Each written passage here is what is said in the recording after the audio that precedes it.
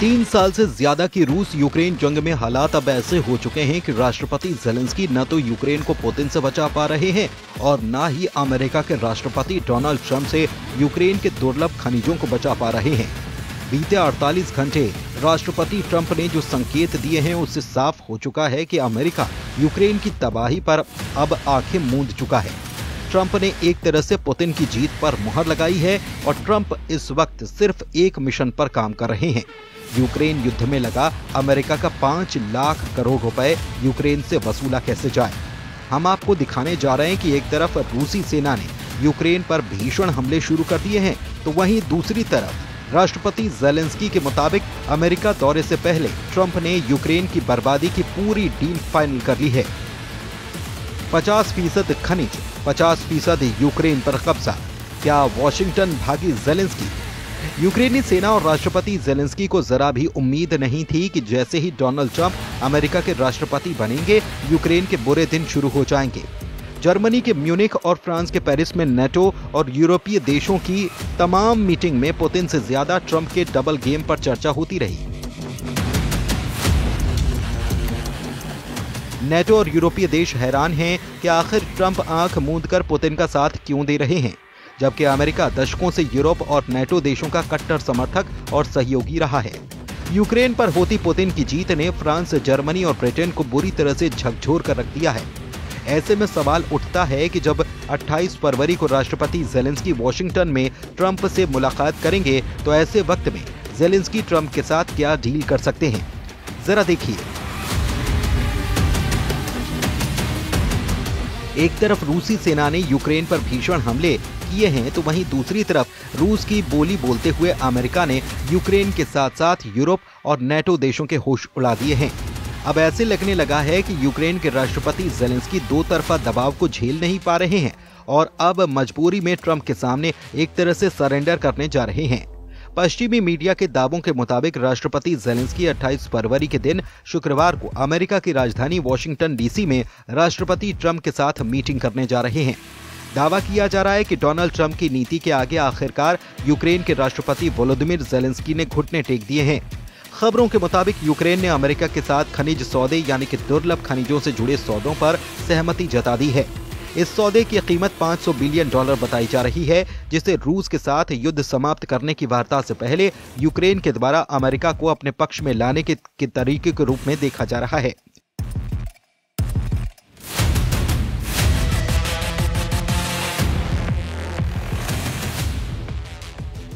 कुछ दिन पहले ही राष्ट्रपति ट्रंप ने जेलेंस्की को तानाशाह बताया था।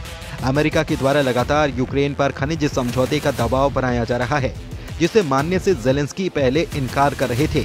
हालांकि अब इस दबाव के आगे यूक्रेन के राष्ट्रपति झुक गए हैं। द सन की रिपोर्ट के मुताबिक शुक्रवार को जेलेंस्की व्हाइट हाउस का दौरा करने वाले हैं। इस मामले को लेकर अमेरिकी राष्ट्रपति डोनाल्ड ट्रंप का कहना है कि हाँ, मैंने सुना है कि जेलेंस्की शुक्रवार को यहाँ पर आ रहे हैं। निश्चित रूप से ये बहुत अच्छा है अगर वे चाहें और शायद वो हमारे साथ सौदा करेंगे। मेरा मानना है कि वो बहुत बड़ा समझौता होगा। मैं समझता हूँ, जैसा कि आप पोलिंग में देख सकते हैं कि अमेरिका के लोग बेहद खुश हैं। आपको मालूम है कि बाइडेन कॉटन कैंडी की तरह पैसे को इधर उधर बांट रहे थे। ये बड़ा समझौता होगा, ये $1 ट्रिलियन का सौदा हो सकता है। इधर दूसरी तरफ नेटो सेनाएं रूस के मुकाबले के लिए जोर शोर से तैयारियां कर रही हैं। खबरों के दावों के मुताबिक जब से यूरोप और नेटो देशों को एहसास हुआ कि ट्रंप किसी भी कीमत पर अब रूस के खिलाफ सख्त कदम नहीं उठाएंगे, उसके बाद से यूरोपीय देशों ने अपने दम पर नया मोर्चा खोल दिया। अब सवाल ये उठता है कि अमेरिका के बिना ये नेटो और यूरोपीय देश रूस के खिलाफ क्यों खड़े हुए हैं, जरा इसे भी समझ लीजिए।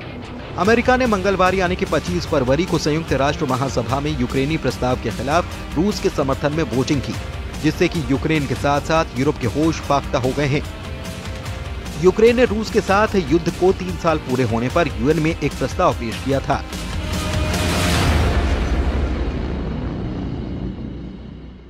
इस प्रस्ताव में रूसी हमले की निंदा करने और यूक्रेन से तत्काल रूसी सेना को वापस बुलाने की मांग की गई थी।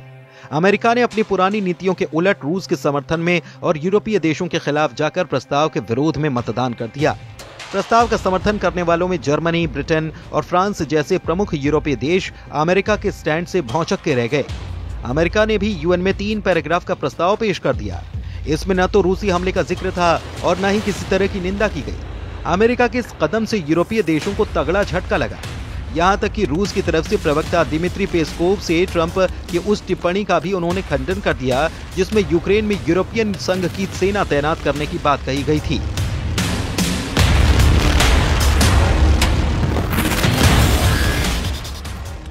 यानी कि पुतिन का रूस जंग के मैदान से लेकर जंग की डील दोनों ही मोर्चों पर भारी पड़ रहा है, जिसे नेटो देश बर्दाश्त नहीं कर पा रहे हैं।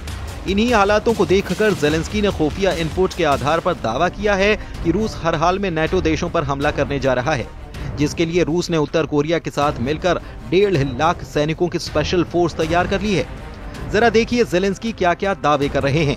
ब्रिटिश अखबार द गार्जियन पर यूक्रेन के राष्ट्रपति ज़ेलेंस्की ने सनसनीखेज दावा किया। ज़ेलेंस्की ने दावा किया कि रूस अतिरिक्त 1.5 लाख सैनिकों की तैनाती नेटो देशों के बॉर्डर पर करने जा रहा है। यूक्रेनी राष्ट्रपति वोलोदिमीर ज़ेलेंस्की ने दावा किया है कि रूसी सेना तेजी से बढ़ेगी।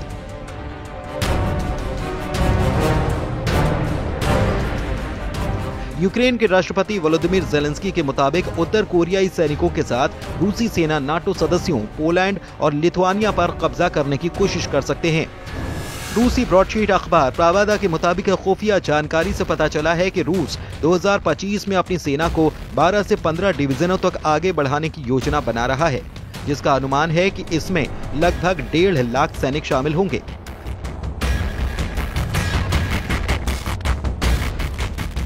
ज़ेलेंस्की का साफ कहना है कि रूस की सेना आकार और संख्या में यूक्रेन से दोगुनी है।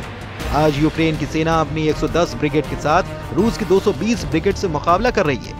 ऐसे हालात में रूस अतिरिक्त 1.5 लाख सैनिकों के साथ नेटो देश पोलैंड और लिथुआनिया पर हमला आसानी से कर सकता है। वहीं वोलोदिमीर ज़ेलेंस्की ने कहा कि मेरा मानना है कि रूस के राष्ट्रपति पुतिन नेटो देशों के खिलाफ अगले साल जंग की तैयारी कर रहे हैं।